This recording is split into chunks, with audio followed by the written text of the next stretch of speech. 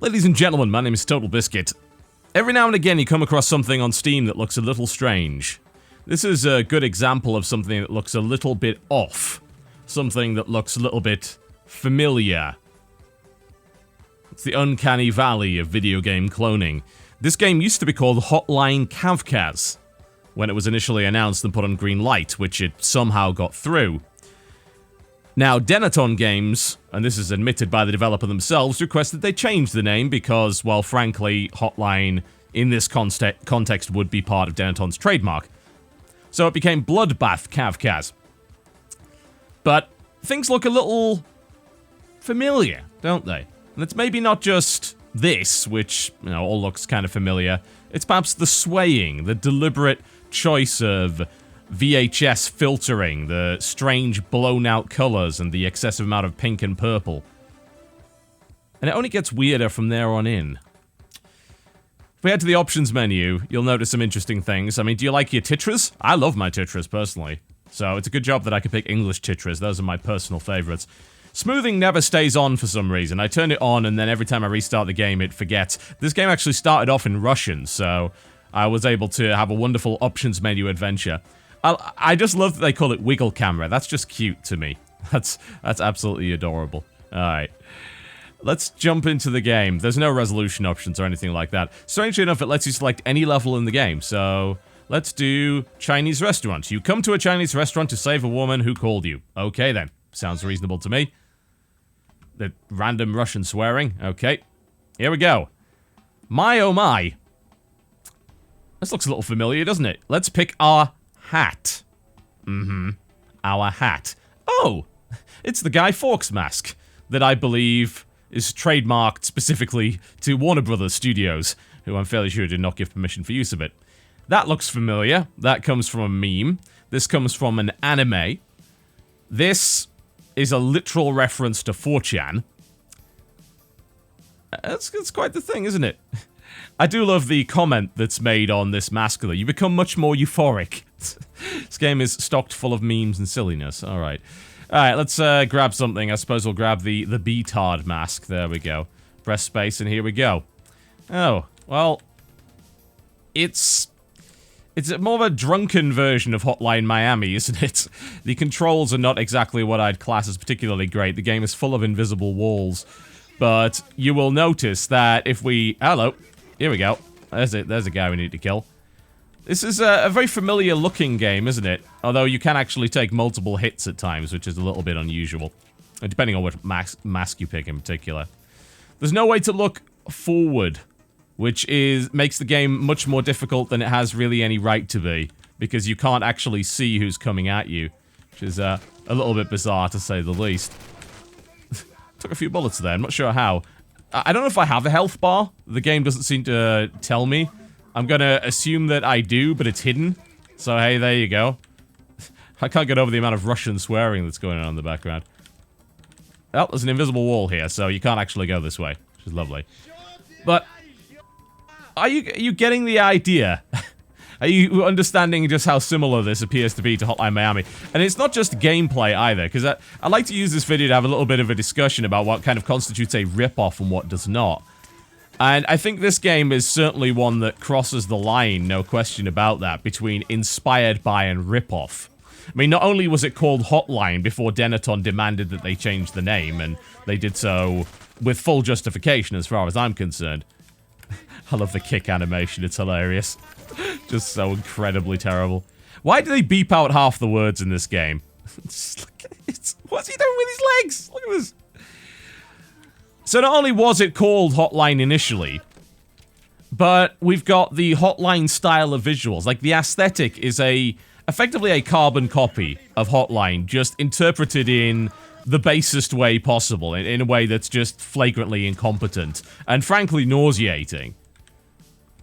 The amount of sway that's put in it, the amount of excessive visual effects, which frankly seem to be designed to do nothing more than cover up the fact that the game seems to have been done in MS Paint, from what I can tell. There's very little of the hyper-stylized, ultra-violent pixel art that you will find in a game like Hotline Miami. This is the teenage interpretation of what Hotline Miami is. So it's the equivalent of, I suppose, Hotline Miami fan fiction, but done by a 12-year-old. And it really exhibits just all of the aspects of that level of incompetence. A desire to be like something which is clearly far superior to the product that you've created, but to obviously profit from the image of the product that you created and the product that was created by Dennaton Games. And it is a deliberate choice of aesthetic. And there's no real way to avoid that. And is there any particular reason to create a game with this kind of aesthetic? No. The only real reason, as far as I'm concerned, is to profit from the existence of Hotline Miami. It's to... God, I wish they would just shut up. They just never do. That's the worst thing about it. They never stop talking. I'd love to pick up this mini-Uzi, but the physics on the weapons bouncing around is nothing short of hilarious. Okay, I guess the AK will do for the time being.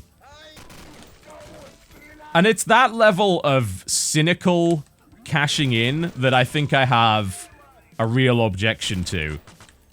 Some people try to make the argument that many FPS games are quite similar to each other, and they are.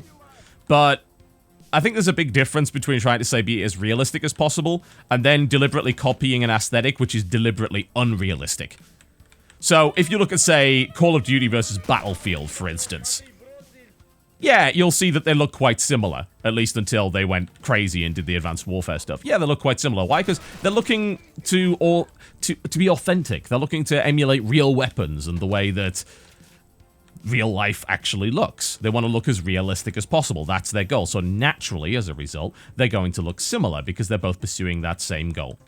And the idea of looking realistic and looking like the game comes from real life is hardly by any stretch of the imagination infringement. This, on the other hand, is fairly obviously an attempted infringement. It's just not very good at it. That's the embarrassing thing about it. I don't even know where to go from here. I think we've killed everybody, but I can't even be certain. Lord knows, because there's bloody invisible walls everywhere. Let's keep going through the rest of it. Oh, it looks like there's stairs? Okay, you can go down the stairs. There's no arrow pointing down the stairs, but never mind. And does it even understand what made Hotline Miami as compelling as it did, that moment-to-moment combat? Well, the fact that you could take multiple bullets instantly makes me think that no, it doesn't. The fact that you can't zoom out to such a degree that you can actually see what's coming and properly plan your movements, and it really comes down more to memorization and trial and error more than anything else, indicates that no, they don't understand what made Hotline Miami compelling.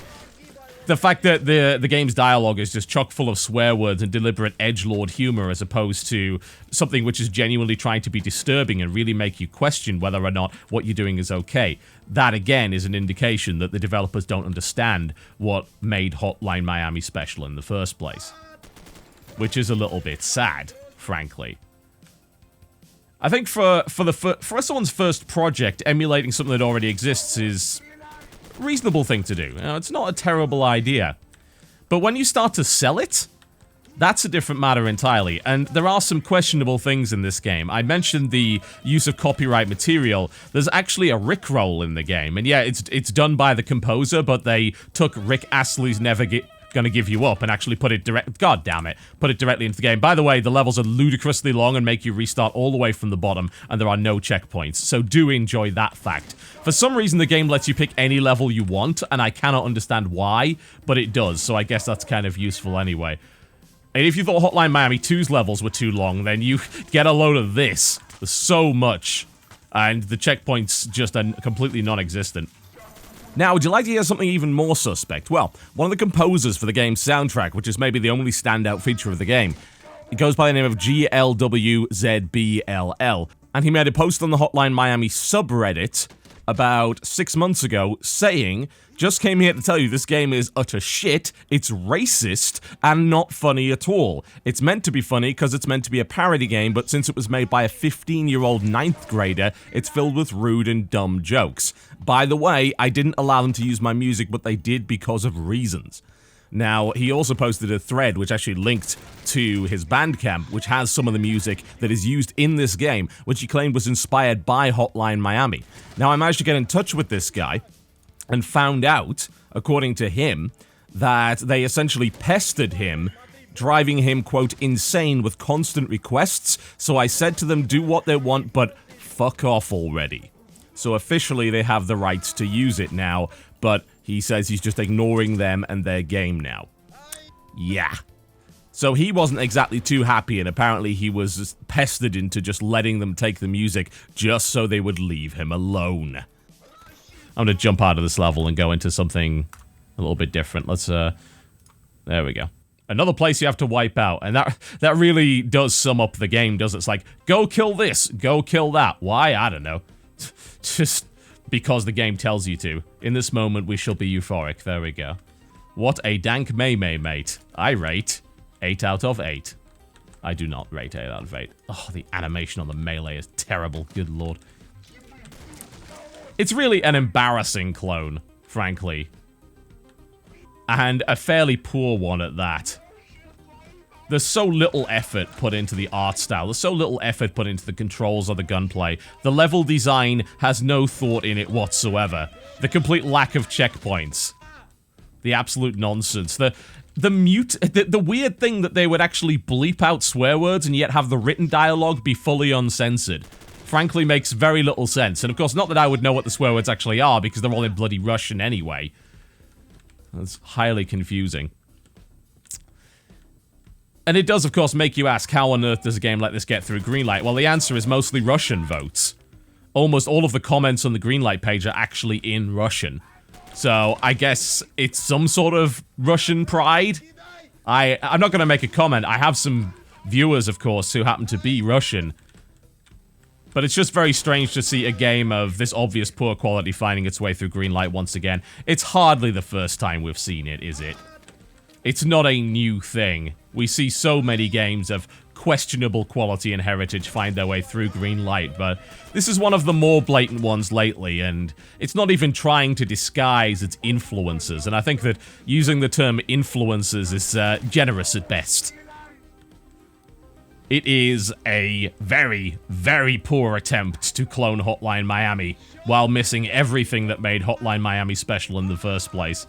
It is a embarrassing game with extremely poor AI, terrible controls, awful level design, an art style which is frankly nauseating, and questionable dialogue, and apparently questionable ethics as well, if this poster on Reddit is to be believed.